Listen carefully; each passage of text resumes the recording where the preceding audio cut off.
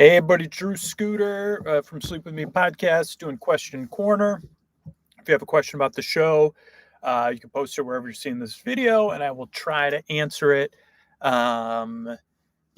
you're watching this and you're on Patreon, please follow the instructions we sent out. Get your things moved over to Sleep With Me Plus so you can experience everything that is over on Sleep With Me Plus, and ensure the podcast will be here for years to come.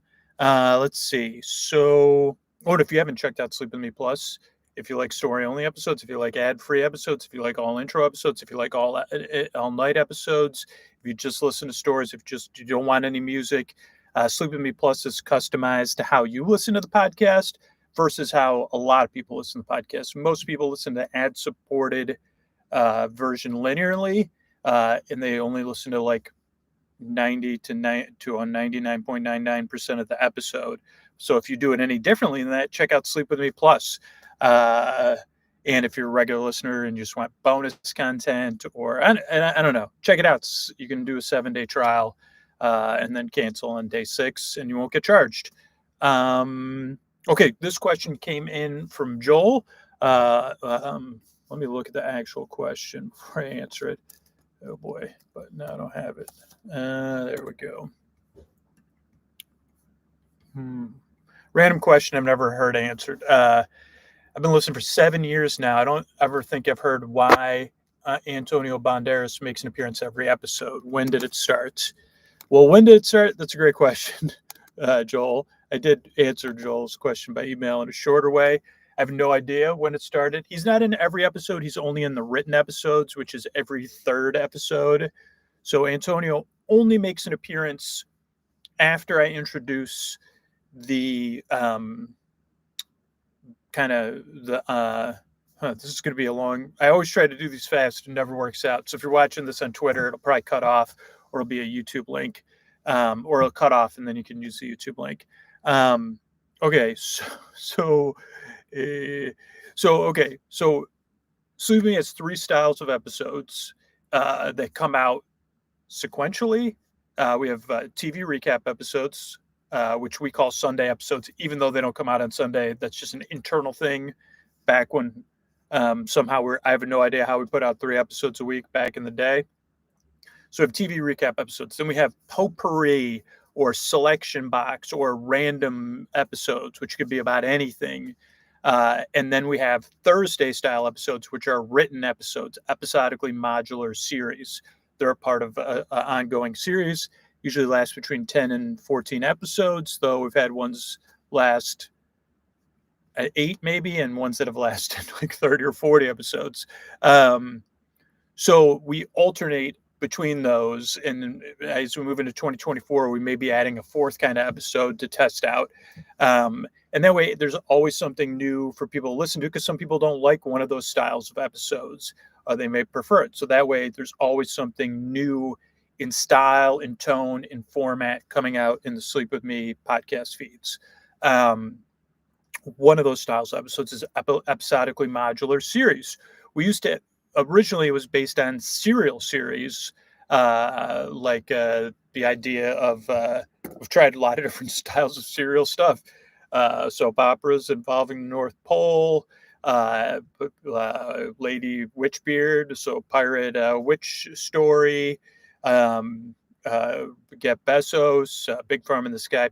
Big Farm in the Sky PI is probably more. So the more linear ones were After the Glass. Serial style ones were Lady Witchbeard, Nuns in Space. Though that was like I can't go off too much off topic. But we moved at some point from serial style episodes where you didn't have to hear, but because they're designed to put you to sleep even back then. But there'd be like, each episode would be interdependent somewhat. And we've slowly moved away from that to this episodically modular terminology, I would say, so that people they can think about listening to the episodes in any order. So episodically modular with a touch of seriality is what I say. And I guess that's the most honest way of saying it. It's like the series always do have a touch of seriality, but you can listen to them in any order, which kind of reflects like even tentpole franchises at this point. You can watch them in any order, more or less. If you want to watch them in order, you can. If you don't, the great thing is, and this became one of these things, which you may call a bit, but it's not really. It's more of like just something that stuck with the podcast, and then something else stuck was like, okay, remembering the Scott Aukerman lesson, Comedy Bang Bang. It's always somebody's first time listening. Never forget that. You're talking to one person. It might be their first time listening. You can't forget those important lessons. So remembering that's always someone's first time listening, and they may be a completist, and they're trying to fall asleep, and they're struggling to get to sleep, and they're counting on you to help if you can. We started doing these very convoluted, which fits the style of the show, recaps before every episodically modular series where I ramble. Okay, this is what happened in last time. And there was even once, maybe even twice, where the recap, there was definitely once where it lasted there was an entire episode of me setting up the episode. So we didn't record the episode, which was always something I was like, is that possible? So, okay, so at some point, I don't know which, I assume that at some point we were doing that, and then Antonio Banderas appeared. I honestly have no clue when Antonio Banderas' first appearance was, or why, or where it came from. Um, I would assume it's somehow related to Tommen and Pounce. Um, I don't know why, but like that's just what, like when I was just racking my brain there. So when would it have been? Could have been on a Tommen and Pounce series, which would have been a deep cut, like deep content. We're talking back when we'd do these supersized Game of Thrones episodes. They would be like, it would be an hour and a half into the episode, or even further in. But at some point, Antonio Banderas, out of the kindness and love of sleep, said, "Hey, I'll record just the brief thing, like an announcer," which he has a perfect voice for. And he would just do the announcing part of the series, like the title, like a title screen, more the audio version of a title screen, and it just stuck. It does take, now not everything's sticky immediately, and definitely, uh, it was something that, like, when you make stuff, you do want to make something that has elements of the stuff you like, right? And repetitive things. There's only one I could think of now, which is, and I haven't listened to a little bit, but like Nick Weiger's love of the Mickey and Friends Garage or Minions from Doughboys, that just stick out to me as like amusing things. Like, and again, it's like I don't even know, like, I don't know. They just stick out to me. I say, well, I don't know if this predates that or not, but that's just an example of something that I like. That's a small thing that's in something. Or Podcast to Ride, Jason Sheridan and Pinocchio would be another one. Like, would anyway, or CVS receipts. So see, there's a lot of them. There are these little things that if you're a regular listener, they're just in there, and it's like partially intentional and partially unintentional a lot of times, but it sticks. Or sometimes it doesn't stick, just sticks in the listener's brain. So whatever, Antonio kept coming back, and at some point very quickly it also became, if you like, where it's like you don't need to listen to it. You probably can sleep through it.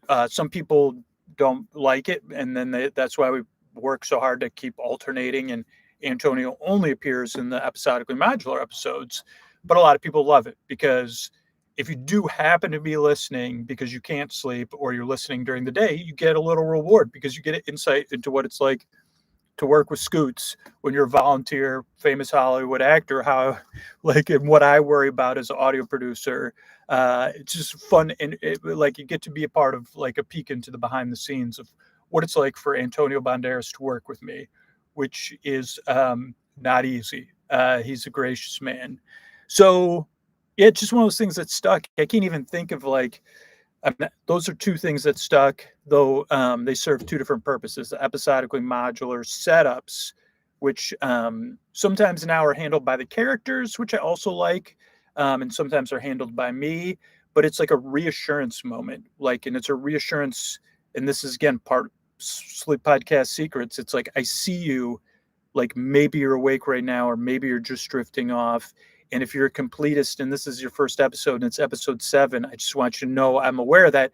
I only have limited control. So maybe you don't want to listen. I don't say this obviously, but like maybe you don't want to listen, but I'm going to try to do my best I can to make it palatable for you to accomplish the thing we're here for, even if it's just to keep you company. And so it's like a reassurance moment, and it's a reassurance on both sides. It's like, hey, I only have so much. I can only do my best, and that, believe me, that doesn't work for most people that listen at all, and it doesn't work for people that listen on a regular basis for everybody. But when I'm doing my best and I'm striving for something even a little bit beyond my best, then I can only do my best because it's only so many things I can control about making the show. And that's kind of like what comes down to one bucket of feedback I get is like, hey, like of strong feedback. I mean, there's another bucket of stronger feedback that's like a chamber pot style. That's just like these are my feelings about you. But this one is more. It's kind of constructive criticism, but it's constructive criticism that's just not under my control. So it's like, oh, okay, like that's a different bucket. And it's like, hey, like for me doing this for so long, it's like, okay, well, I am doing my best. Is there a way we could kind of steer the ship a little bit more? Oh no, like man, it's too bad. But like even the idea of if Antonio was in every episode and someone said I loathe Antonio, but that gets said a lot. Or it's funnier when they say, what are you doing to Antonio Banderas? It's like, well, no, we have two other episodes that have not Antonio, and it's like it's important to him, and it's part of the sustainability of the show. I mean, I don't even know if we know that most of the time, but it's like those are the things that keep me coming back, is that knowing that Antonio Banderas is willing to drive from Los to come in my studio, in my basement, under my stairs, wait around for an hour and 20 minutes, maybe even wait in his car, record for 10 seconds, then wait around again, and maintain perfect silence, despite me making it incredibly difficult. It's pretty cool, even if it only exists somewhere in my imagination. So thanks for the question, and take care, everybody.